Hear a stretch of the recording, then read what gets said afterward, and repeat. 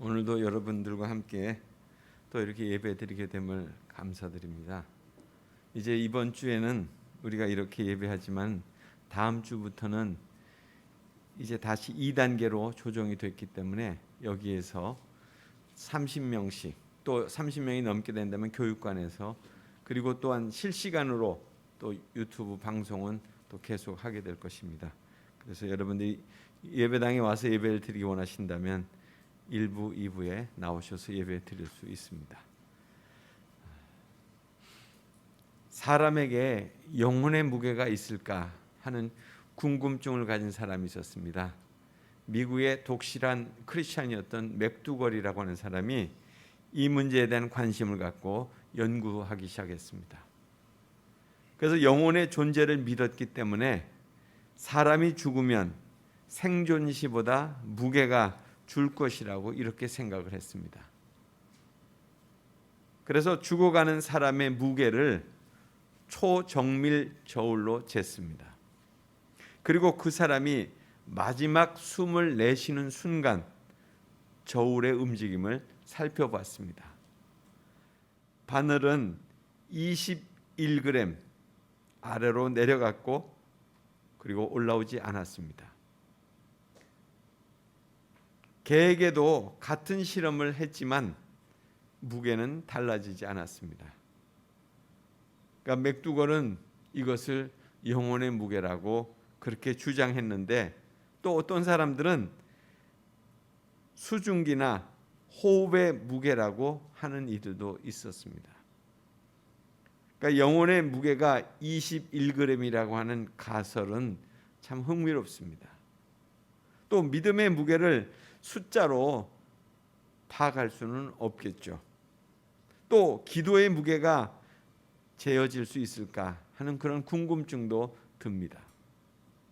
그러니까 기도 생활이 만족할 수 있다면 100점이라고 이렇게 지칭한다면 기도 생활의 만족도에 대해서 한 통계를 냈는데요.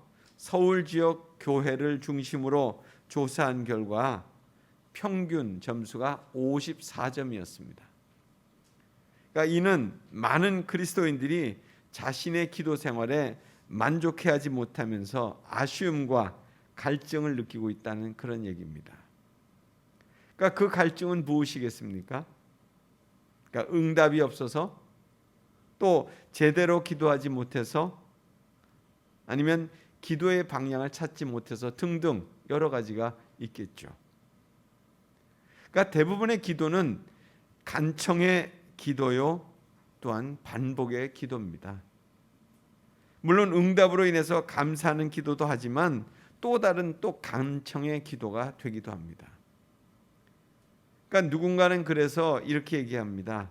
기도하는 것이 너무 염치가 없는 것 같다. 내가 왜 똑같은 그런 내용들을 또 그리고 이렇게 강청의 내용들만을 내가 기도하고 있을까?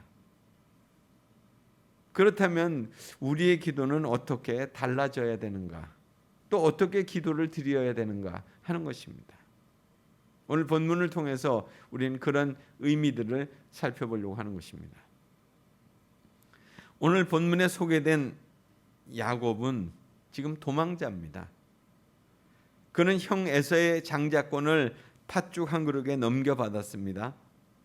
에서도 사실 장자권을 대수롭지 않게 넘겨주었습니다.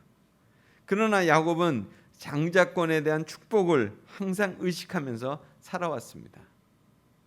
그래서 아버지 이삭으로부터 오는 축복을 얻기 위해서 어머니와 공모를 해서 형처럼 위장을 하고 아버지가 좋아하는 음식을 만들어 대접했습니다.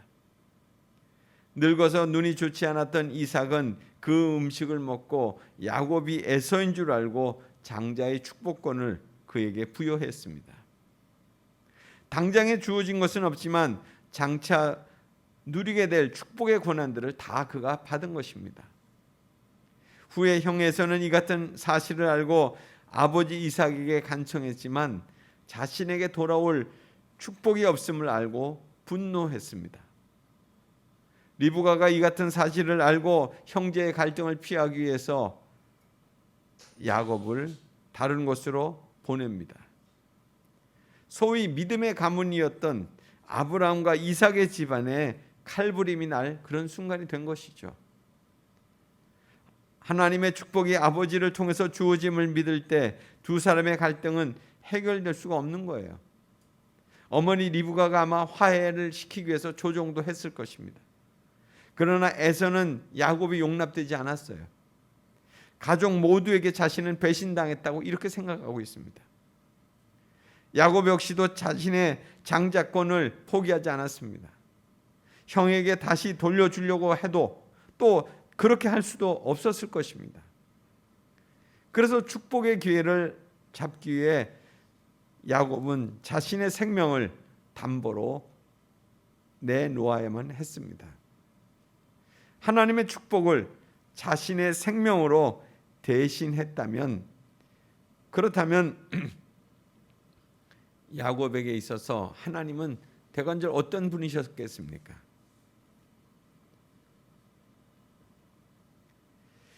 우리가 이 성경 통해서 본다면 이제까지 창세기를 지금 읽어오고 있는 가운데 하나님의 복을 받는 비결이 어디에서 있는가 보면 삶의 끝자락에서 늘 시작되는 것 같습니다. 아브라함을 본다면 그가 모든 것을 포기하고 떠나는 순간에 하나님의 복이 가능함을 보여주셨잖아요. 또 이삭을 제단에 바치는 순간 여호와의 이레로 순양을 준비해 주셔서 그 믿음을 받으셨잖아요. 그러면서 그 복을 이어가게 하신 거예요. 그러니까 아브라함의 손자 야곱 역시도 순간의 선택을 해야 되는 그런 시간입니다. 자신의 생명을 들여서 하나님의 복을 택할 것인가? 사실 야곱의 선택은 불가피했겠죠. 포기할 수 없는 선택이었습니다. 그래서 야곱은 형 에서의 칼을 피해서 도망갑니다. 그의 목적지는 밧담 아람이라 있는 외삼촌 라반의 집을 향해서 가고 있는 것입니다. 그러다가 노상에서 잠을 자게 됩니다. 돌을 하나 주워서 돌베개를 하고 잠을 자는데 꿈을 꾸게 됩니다. 그 꿈에는 하늘과 땅이 연결되어진 사다리가 펼쳐지게 되고 천사들이 오르락내리락 하는 것들이 보여집니다. 그리고 자세히 보니 하나님께서 그 위에 서서 조상들에게 약속하셨던 그 땅을 야곱과 그 후손에게 주겠다고 말씀하십니다. 그리고 아울러 야곱과 함께 하시면서 지켜주시겠다고 그렇게 말씀해 주셨습니다.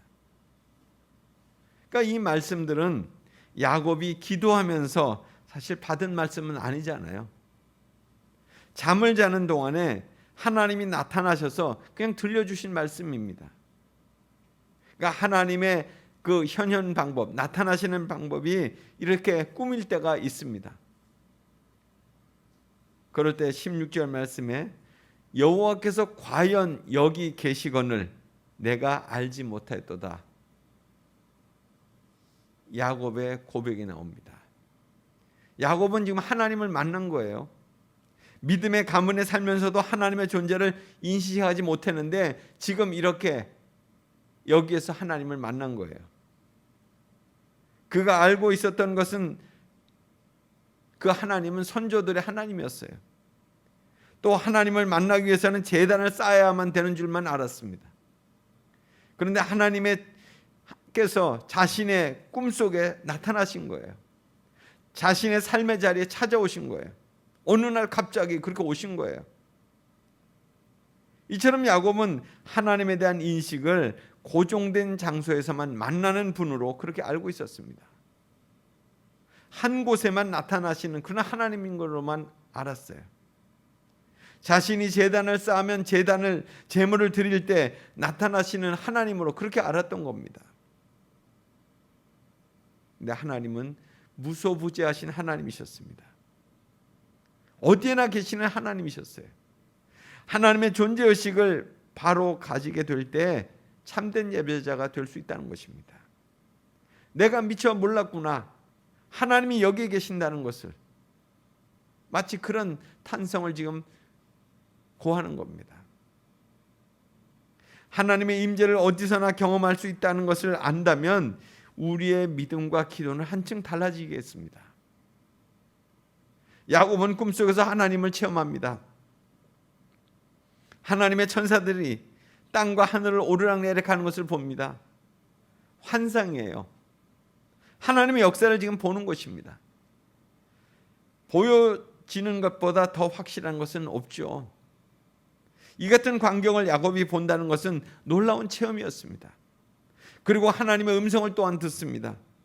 하나님께서 자신의 누운 땅을 주시겠다는 거예요. 그의 자손들이 동서남북으로 퍼져 나갈 거라는 거예요. 또한 모든 족속이 그 자손들로 복을 받을 거라는 거예요. 또 하나님이 함께하면서 그 길을 인도하면서 떠나지 않으실 거라고 그렇게 말씀하시는 거예요. 야곱에겐 다 이 모든 것들이 엄청난 소식이었습니다. 그리고 잠에서 깹니다. 그리고 두려운 마음으로 고백하는 것입니다. 하나님께서 여기 계시는데 자기 자신이 알지 못했다는 거예요. 하나님이 정말 여기 계시는데 자기 자신이 알지 못했다는 거예요. 자신이 하나님을 찾아다닌 것도 아닙니다. 자신은 두려움과 힘든 가운데서 지금 떨면서 잠을 자고 있었어요. 야곱은 지금 모든 관계와 삶이 단절된 광야에 있는 거잖아요. 그곳에서 불안과 고통의 마음을 지닌 채 돌베개를 베고 있는 거예요. 야곱이 머물고 있던 광야, 의지할 곳이 없습니다. 광야, 고독한 곳입니다. 광야는 나 혼자 모든 것을 감당하고 나가야 하는 그런 곳이에요. 광야에는 이정표도 없습니다. 어디로 가야 할지도 모르는 곳입니다. 광야는 먹을 것도 없습니다. 광야는 걸을수록 피곤하고 고통스러운 곳입니다. 광야에는 격려도 없습니다. 넓은 세상에 혼자 서 있는 겁니다. 나의 모든 것이 부서지는 곳입니다. 나를 지키고 주장할 아무것도 없는 곳이 바로 광야예요. 그래서 광야는 세상으로부터 철저히 격리되는 곳이기도 합니다. 그러기에 내가 즐거워하고 좋아하고 원하는 모든 것이 끊어지는 아픔이 있는 곳입니다. 그러나 하나님 안에서 하나님과의 관계를 진정으로 맺을 수 있는 것이 광야이기도 합니다. 하나님을 발견하고 하나님의 사랑을 나눌 수 있는 곳입니다. 또한 광야는 시험의 장소입니다. 나의 교만이 드러나는 곳입니다. 나의 살아왔던 삶의 방향이 무엇이 있는지, 또 내가 무엇을 가치 있게 생각했는지를 볼 수 있는 곳입니다. 내가 어떤 존재에 있는지를 발견하게도 해줍니다. 그래서 나에게 이 땅을 살아가면서 진정으로 무엇이 필요한지를 만듭니다. 교만과 욕심으로 믿음 없이 살아왔던 나의 허구의 모습이 깨어지는 곳이 바로 광야예요. 그러기에 광야는 하나님의 사랑이 시작되는 곳이기도 합니다. 그 주님의 지혜와 능력이 얼마나 귀하고 놀라운가 하는 것들을 찬양하게 만듭니다. 나를 향한 그 신실한 사랑이 얼마나 값진가를 받아들이고 인정하게 만드는 것이 바로 광야예요. 그래서 광야는 하나님의 말씀이 가장 정확하고 또렷하게 들려지는 곳입니다. 주님의 깊고 세미한 음성까지도 들을 수 있습니다. 이곳의 심정은 야곱에게 있어서 정말 가난해지고 가난해질 대로 낮아진 심정입니다. 바로 그때 하나님이 갑자기 찾아오셔서 말씀하시는 겁니다. 야곱이 기도 가운데 일어난 역사가 결코 아니었습니다. 하나님의 인도하심은 이처럼 일상에서 일어나는 사건이에요. 내가 길을 가든지, 내가 무엇을 먹든지, 무엇을 하든지, 어떤 상황 가운데 있든지 그냥 하나님의 행하심을 내가 느낄 수 있다면 그것은 기도가 되는 것이고 하나님께 예배하게 되는 것입니다. 야곱은 두려워하며 자신이 누웠던 곳을 하나님의 집이라고, 또 하늘의 문이라고 이렇게 고백합니다. 조금 전까지만 해도 불안해서 두려워서 눈 붙일 수 없는 곳이 바로 그곳이었습니다. 그런 그에게 하나님을 경험하고 환상을 보고 하나님의 음성을 듣고 확신과 소망이 생겨났습니다. 야곱은 인생의 광야에서 하나님을 만나고 그리고 그곳은 도리어 축복의 장소라고 이렇게 고백합니다. 어떻게 그런 고백을 할 수 있었습니까? 여호와께서 여기 계시는데 내가 알지 못했습니다. 이거예요. 여호와께서 여기 계시는데 내가 알지 못했습니다. 한번 생각해 보십시오. 야곱의 인생이 승승장구했다면 이 같은 고백 할 수 있었을까요? 야곱이 그의 인생이 참 바닥을 치는 인생이었기 때문에 그분의 음성을 지금 들을 수 있었던 거 아니에요? 우리에게도 내 성공과 나를 향한 찬사와 환호 그리고 박수에 들리지 않았던 그 음성이 광야에서 들을 수 있다는 겁니다. 내 주위에 너무도 많고 다양했던 즐거움의 소리로 가득했던 그곳에서 듣지 못한 생명의 음성을 이 광야에서 듣게 된다는 거예요. 하나님은 우리에게 인생의 광야를 준비하고 계십니다. 왜냐하면 우리를 사랑하시기 때문이에요. 우리를 축복의 길로 인도하시고 행복하게 살기를 원하시기 때문에 그렇습니다. 그리고 우리 스스로 누릴 수 없는 참된 행복을 선물로 주시기 위해서 그렇다는 거예요. 주님을 아는 것, 주님께 소망을 두는 것, 또 주님의 음성을 듣는 것, 주님과 함께 걷는 것에 참된 인생의 의미와 행복이 있다는 것을 알려주시기 위해서 그렇습니다. 여러분은 언제 하나님의 말씀이 내 마음에 소중히 와 닿았던가요? 잘 살고 여유 있었던 때입니까? 평안하고 모든 것이 잘 될 때였습니까? 인생의 광야에서 들었던 그 말씀 때문에 오늘 그분 앞에 예배하고 예수 믿는 사람으로 살아가고 있는 것 아닙니까? 하나님은 그대로 살면 파멸과 죽음의 결론밖에 아무것도 기대할 수 없는 우리를 위해서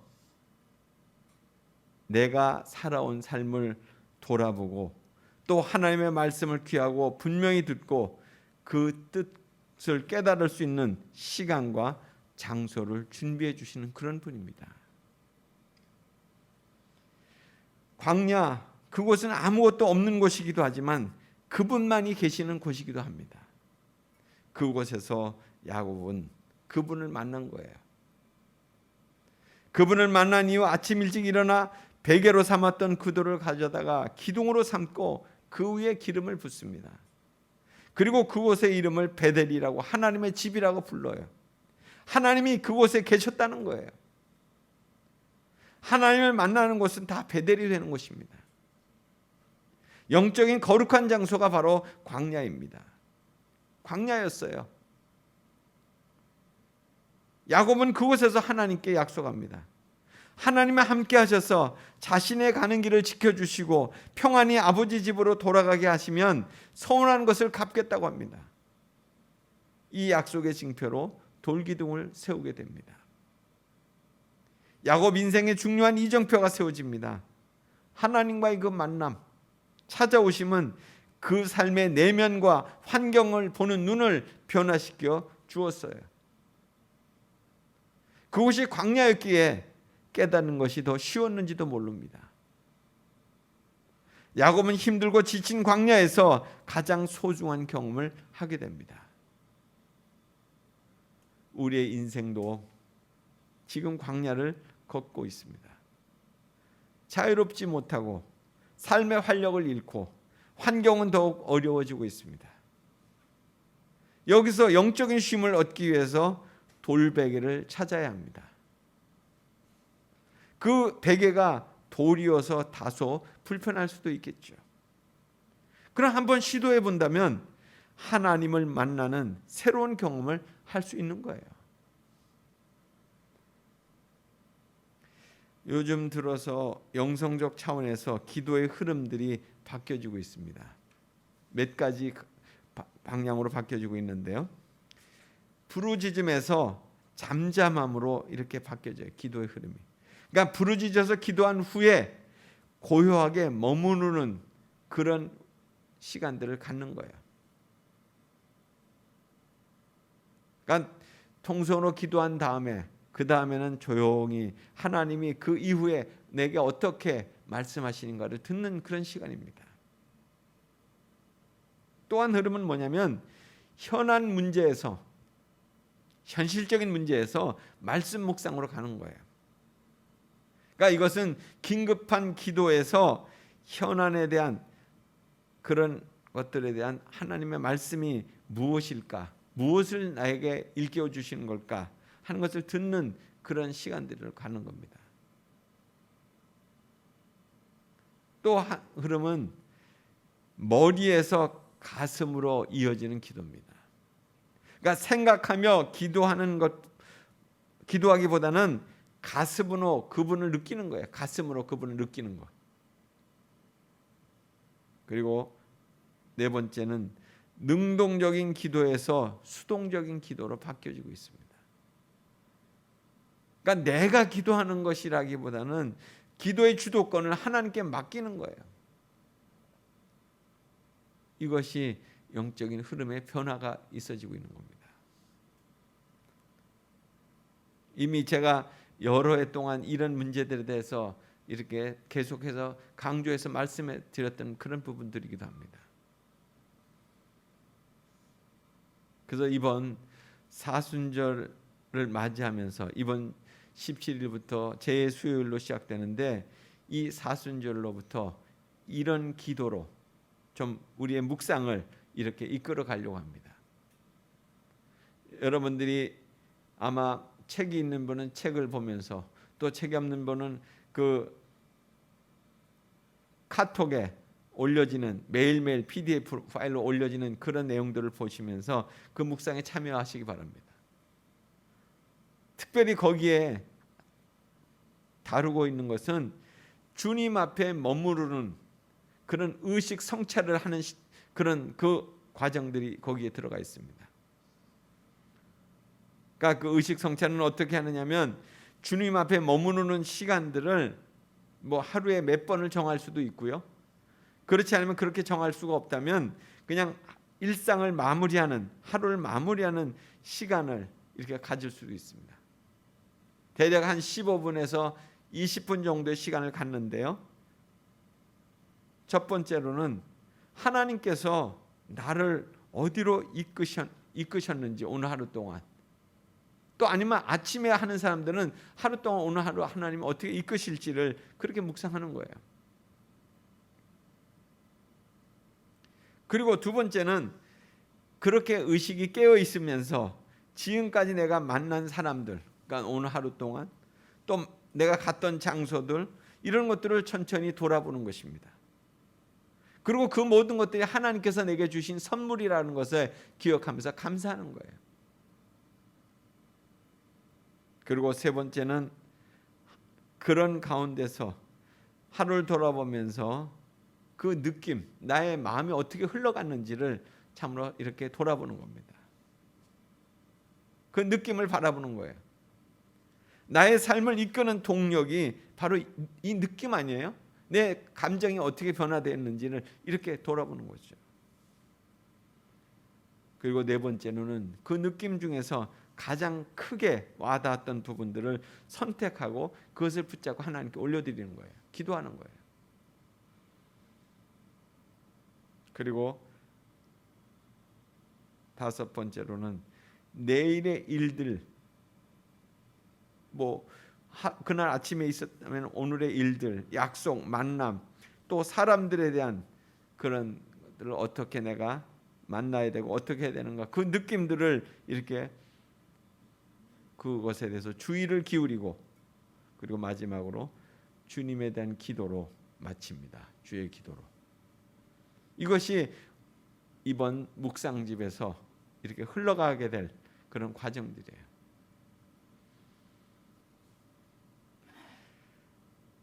사실 도망자 야곱은 이 광야에서 뜻하지 않은 선물을 받았잖아요. 돌베개를 베고 자고 있던 그에게 하나님이 갑작스럽게 찾아오셨어요. 자신의 삶에 만족하고 있었다면 그는 하나님을 경험하기 어려웠을 거예요. 자신의 삶이 어려워지고 힘들어지면서 광야 여행길을 떠나야만 했고, 그리고 거기서 하나님을 만난 거예요. 그러니까 평범했던 그의 삶에서 일탈되면서 그렇게 광야로 주랭랑을 치던 그의 삶에서 하나님을 경험하는 소중한 순간이 됐어요. 자기가 의도하지 않았던 삶이에요.